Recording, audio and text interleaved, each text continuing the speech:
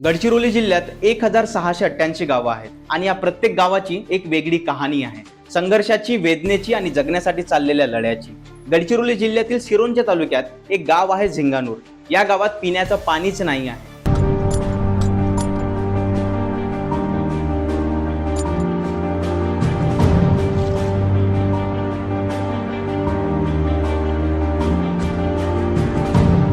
लहान मुलं असोत किंवा मोठी माणसं, सगळ्यांना पाण्यासाठी भटकावं लागतो. खांद्यावर कावड आणि डोक्यावर चरब्या घेऊन या गावातील लोक रोज कितीतरी किलोमीटर पैदल जातात, फक्त एका चरबीभर पाण्यासाठी. काही लोक बैलबंडी घेऊनही जातात, ड्रम भरून पाणी आणतात, पण या गावाची तहान भागत नाही. झिंगानूर या गावाची 5000 लोकसंख्या आहे. ग्रामपंचायतीतर्फे 2015-2016 साली या गावाला पाण्याची टाकी बांधून देण्यात आली, पण त्या टाकीच्या नळातून फक्त पहिले 2 महिनेच पाणी आलं.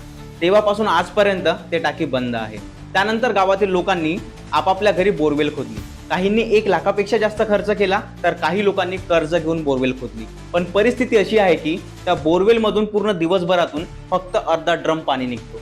हे सगळं ऐकून तुमच्या डोक्यात अनेक प्रश्न निर्माण झाले असतील, जसे या गावातील पाण्याची समस्या कधी संपणार किंवा कधी संपणारच नाही.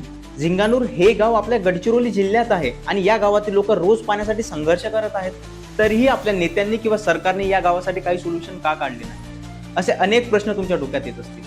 चला तर मग झिंगानूर या गावातील पाण्याच्या समस्येसाठी आपण गडचिरोली जिल्ह्यातील सगळे लोक एकत्र येऊया. कारण या गावची लोकसंख्या 5000 आहे. या गावात पिण्याचं पाणी नाही आहे. जेही पाणी मिळालं ते पाणी या गावातील लोक पित आहेत आणि त्यामुळे या गावातील लोकांचं आरोग्य धोक्यात आहे.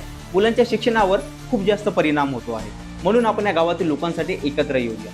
मी स्क्रीनवर गावातील काही लोकांचे नंबर शेअर करतो. तुम्ही त्यांना कॉल करा, या गावची तुम्ही परिस्थिती जाणून घ्या आणि हां, तुमच्याकडनं जेही मदत होणार ना, ते मदत तुम्ही या गावासाठी करा. होऊ शकते ते पैशाची राहो किंवा कुणाकडे बोरवेल असेल, जो बोरवेल कमी पैशात खोदून देणार ते व्यक्ती राहोत, कुणी गावासाठी टाकं बांधून देऊ शकतो. अशी बरीचशी मदत तुम्हाला जेही तुम्ही करू शकता ना, ते मदत तुम्ही या गावासाठी करा. आपण सगळे मिळून या गावाचा आवाज बनूया.